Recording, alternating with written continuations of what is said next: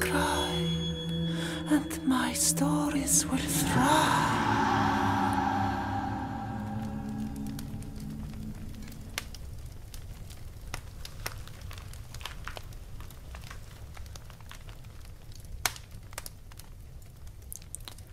Welcome to another video by the Blue Tongues of Hell for some more Hilda Chronicles.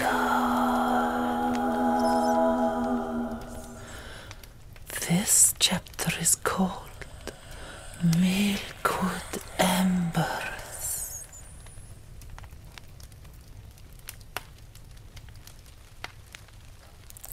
Over a gate of bones and antlers, a faint half-moon was soon smothered by slate-grey clouds. A few feather flakes were floating in the air, and some of the Vanaheim farmers predicted heavier snowfall that very night. Asmund had repeatedly spoken to Hilda about his siren from the northern seas, and explained how much she meant to him. Letting his Kyoko freeze to death in a woodland prison was inhospitable, unkingly, and unacceptable, and he would do everything in his power to correct that mistake. Hilda reluctantly reminded him of the coastal curse, and however false it may be, the villagers would never let her near the town. Or worse, they might come to the conclusion that she was the organ snatcher, and they would love to burn her alive. Being reunited with her brother had rekindled some weak form of kin solidarity, and she promised him she would inform the king of her own poor judgment concerning Kyoko.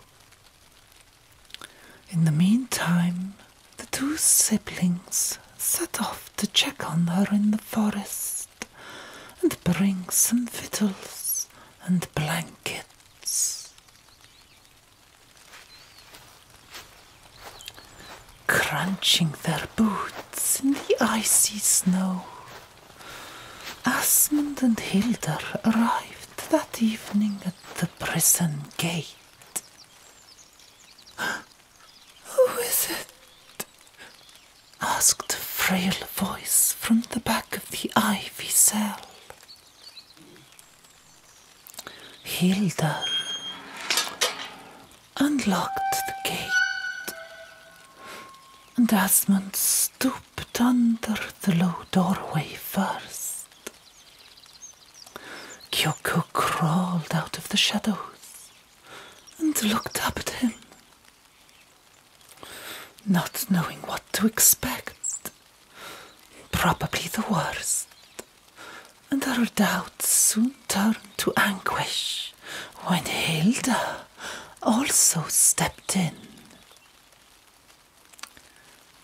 The food and the warm blankets Hilda was holding spoke otherwise, and she waited for the guests to speak.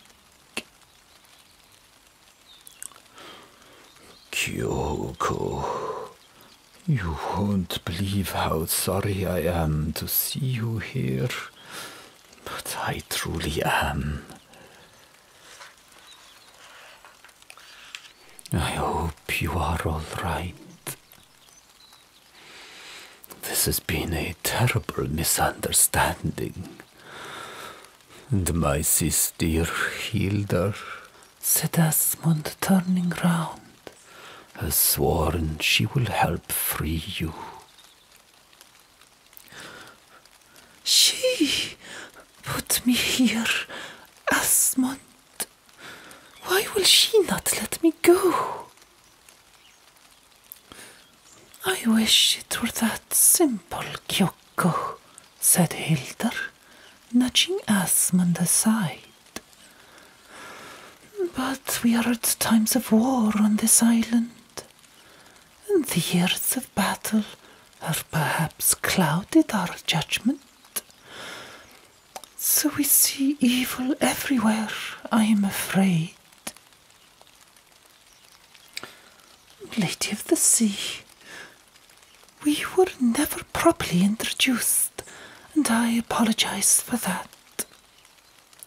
My name is Hilda.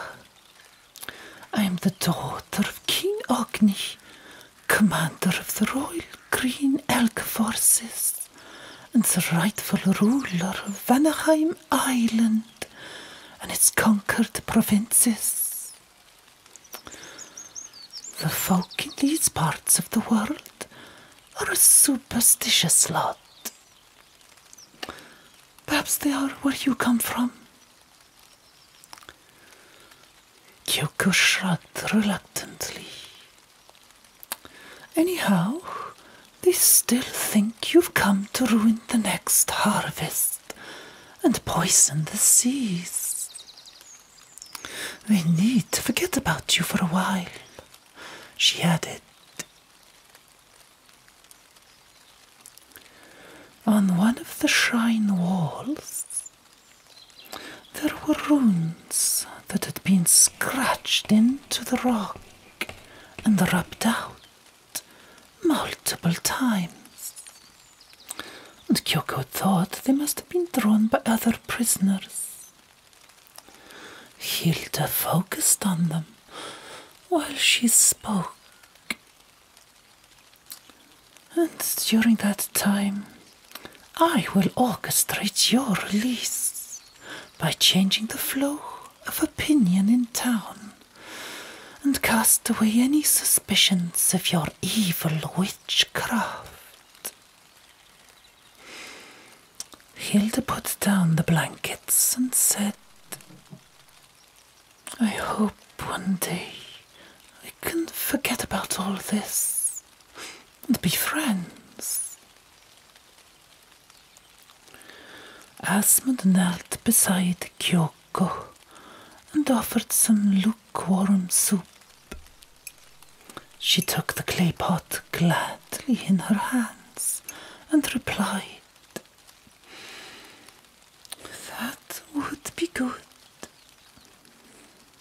Some things are hard to forget, but I will try. We can only try, can't we? Said Hilda, still observing the runes. The well to hell is paved in good intentions, is it not? The way to hell, you mean, Hilda? Corrected Asmund, busy making a fire. He scratched a well-used flintstone and sent fountains of sparks onto pine sap and dry kindling. Sister, you have green liquid dripping from your mouth. The way to hell, yes indeed, said Hilda, wiping her lips with the back of her glove. Feeling a bit sick, brother. That's all. The acorn and pine needle tea I had after lunch must have been off. Out of the corner of the eye, Hilda noticed a couple of Hellsot wrappers on the floor. Hilda suddenly remembered one of Voluspa's visions of a young raven that would destroy the equilibrium. Hilda's positive scullycomb attitude had definitely run out of gas, and she began to speculate what treachery the Huldra had been up to here. Kyoko sat beside Asmund and hid her dirty legs under his bearskin coat. He cracked the two flints together more vigorously and set lichen and dry twigs on fire. Hilda offered to collect some wood from the forest and left them alone for a while, ignoring Asmund's weak attempt to volunteer. He knew Hilda was still in pain from the broken rib, but his mind was elsewhere. He was too intent on patching things up with his mermaid. Kyoko brushed past him and picked up the torch that Hilda had thrown at her feet days before. She dipped it in the fire, set it alight, and wedged it aggressively between two rocks in one of the walls. I don't know how you survived out here all by yourself, my Ningyo. This coat was surely not enough, he said, wrapping an arm around her. You've survived the deadly seas and the Jormungandr, so a snowy forest must have felt like a summer stroll along the beach. Depends which beach you're talking about, said Kyoko with a shiver. Asmund pictured the time he had found Kyoko covered in the blood of a mutilated sea serpent. You've been through way too much for such a young woman. I wish I could have done more to help. I wish we were on these serpent isles again, or on your ship, sailing towards the setting sun, far from anyone we know, mused Kyoko. Wherever we go, there are sure to be other people who will try to manipulate us. Or worse. Who knows what we will find beyond the horizon? Who knows? Whispered Kyoko, pressing her cheek against Asmund's shoulder. Hilda scraped the gate open and barged in with logs that she threw to the floor, the same way she had tossed Kyoko into jail. She noticed the fiery torch and highlighted etchings on the wall, but didn't say a word. She ignored the two lovebirds and uncorked her leather pouch. Hilda seemed upset to find it empty, and she left in a huff, leaving the gate open.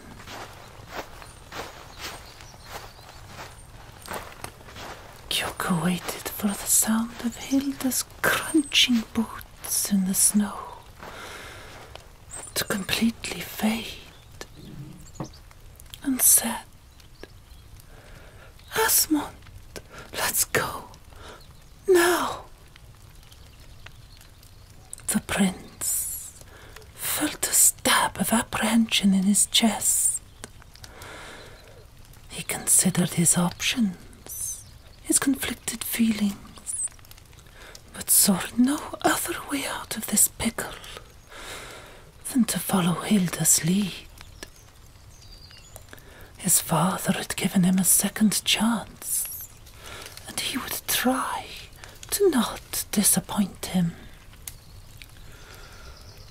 My dear Kyoko, said Asmund, which awoke sour memories of Hayashi's betrayal.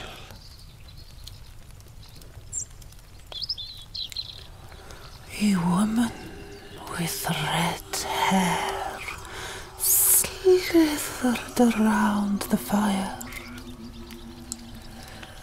Droplets of green blood poured from her chest, but instead of falling into the flames, they floated weightlessly in the air, forming chains of liquid centipedes around the shrine.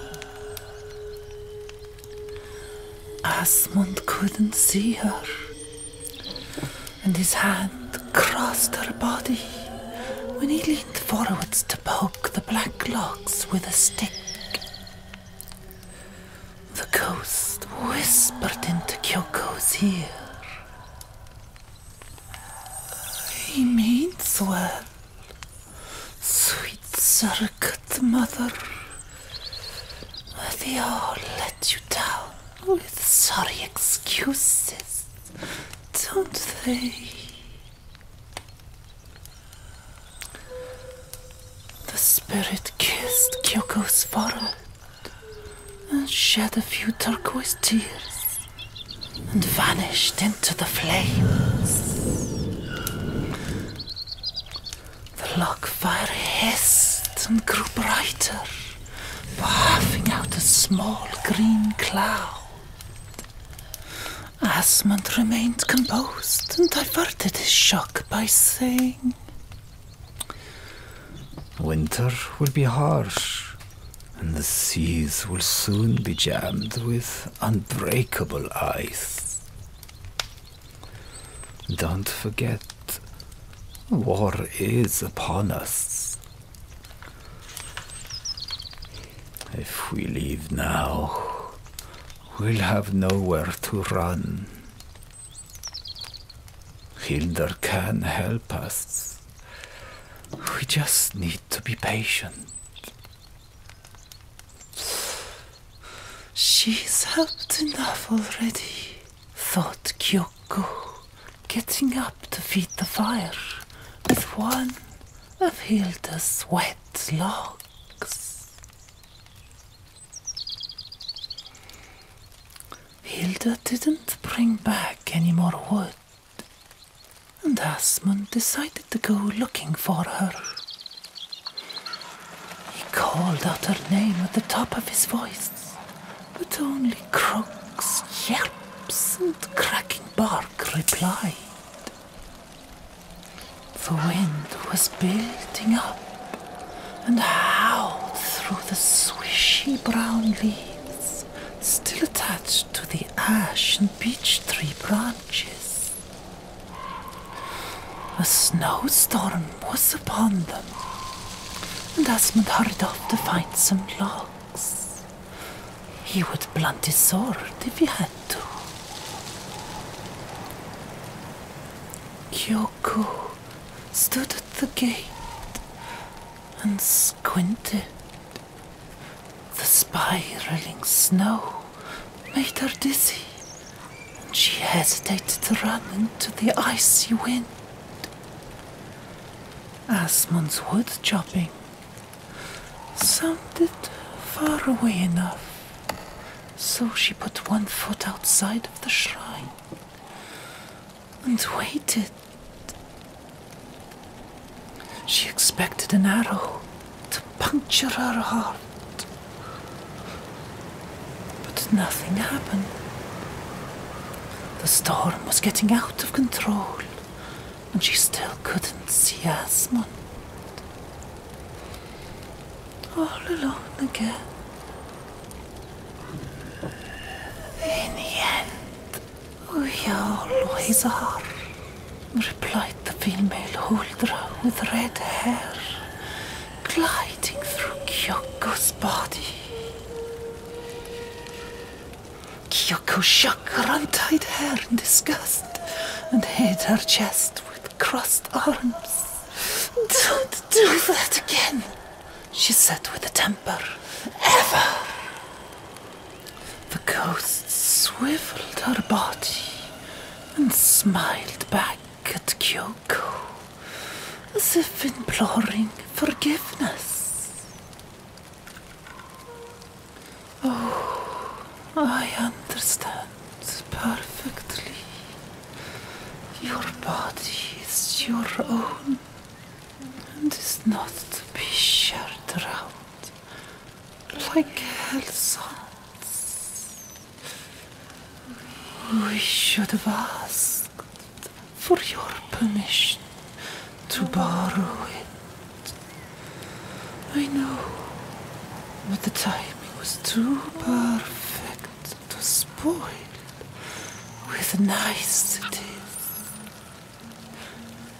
And let us not forget, you are a smelly human. Kyoko put a hand on her belly and felt queasy. Tell me that didn't really happen. The ghost glided up to Kyoko, dragging suddenly long claws in the snow without leaving any tracks. It had to happen. Rever didn't deserve to die. Neither did we. He will give us our revenge and make them all pay. Whatever the sacrifice, thought Kyoko, feeling sick. You used me, like everybody does.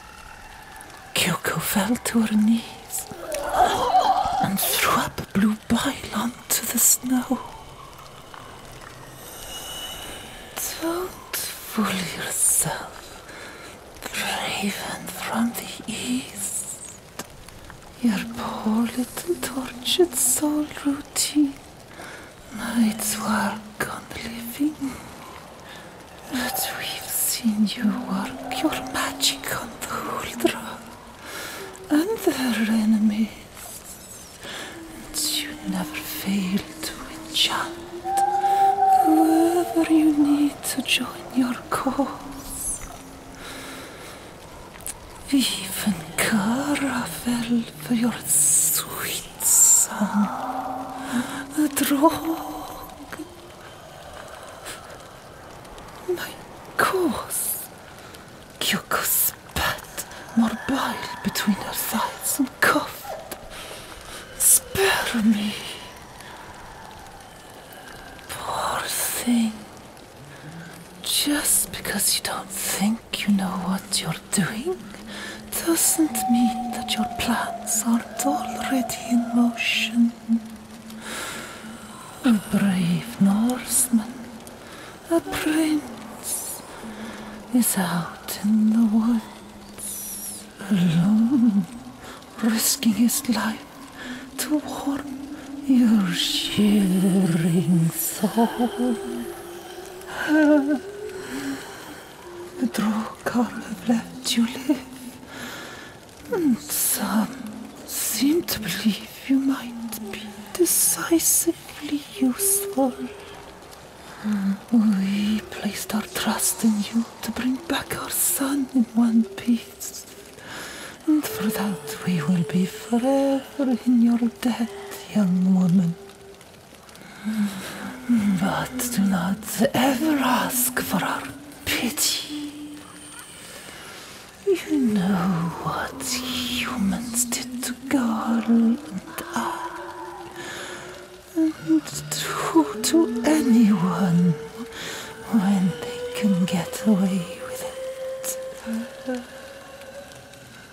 Kyoko knew what she meant. The Huldra ghost flew off into the storm. Kyoko heard Asmund call out for his sister one last time, and then finally saw him dragging heavy dead wood in one hand and half a dozen branches under the other arm. Asmund didn't lecture her when she ran out to help him. By the fire, Kyoko yanked off the skin of a white hare that Asmund had brought along. He was a few days late, but Kyoko let her disappointment and resentment burn in the flames, while Asmund cooked the skinned hare he had skewered on a stick.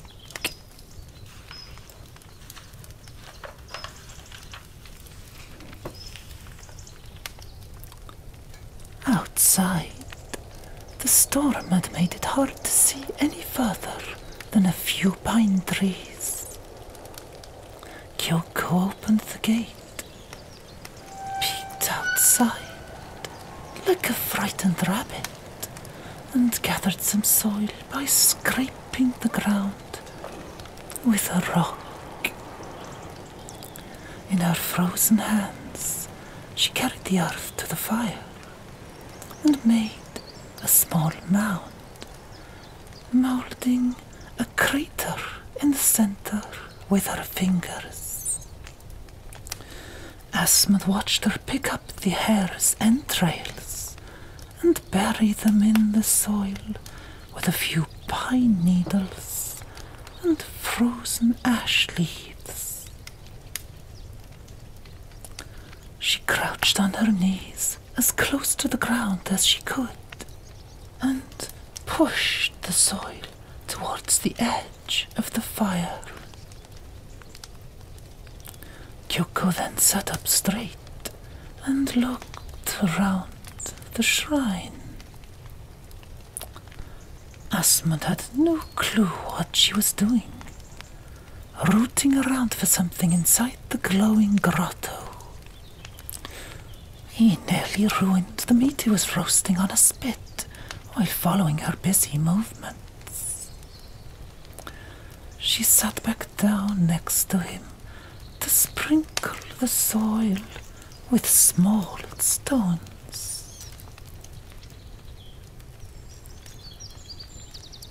She patted the stones lightly and asked for Asmund's poker to cover the improvised oven with hot ashes and cinders.